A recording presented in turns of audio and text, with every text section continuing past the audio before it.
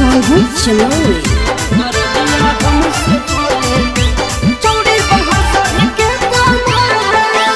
अभी ही कुमार गे छौड़ी सोचे नहीं होता ना।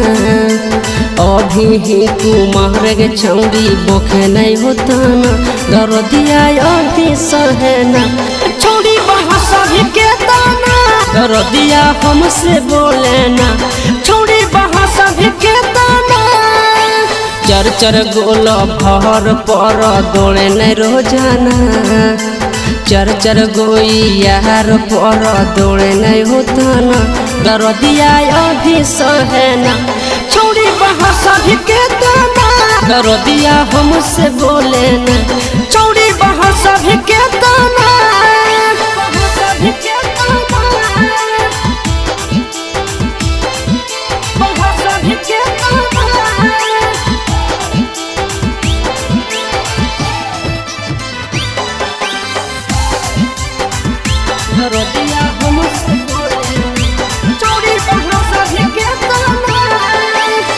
लाग हौ नाश कर भी चढ़ली जवानी के गे।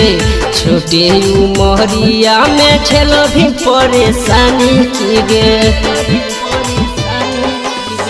लाग हौ नाश कर भी चढ़ली जवानी के गे। छोटे उमरिया में झेल भी परेशानी की गे। बढ़े के उम्र हो छौड़ी अभी पढ़े ना। फोनावा करके प्यार वाली बतिया बके ना। दरदिया हमसे कहे ना छौड़ी बहा सभी के ताना।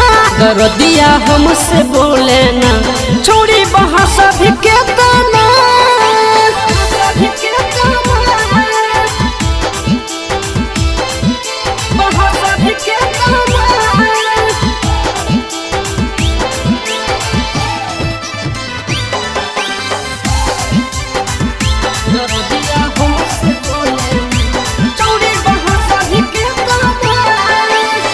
एखने से तो है कहते कर भी मन मानी के।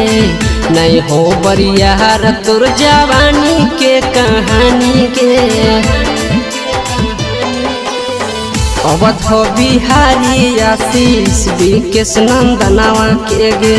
रोजे रोजे नी रखी के देखो ही धयनावा से गे। निरंजन प्रेमी संगे घूमे नहीं होता ना। सोनू के साथे छौड़ी घूमे नहीं होता ना। दरदिया अभी सहना छौड़ी बहा सभी के ताना। दरदिया अभी सहना छौड़ी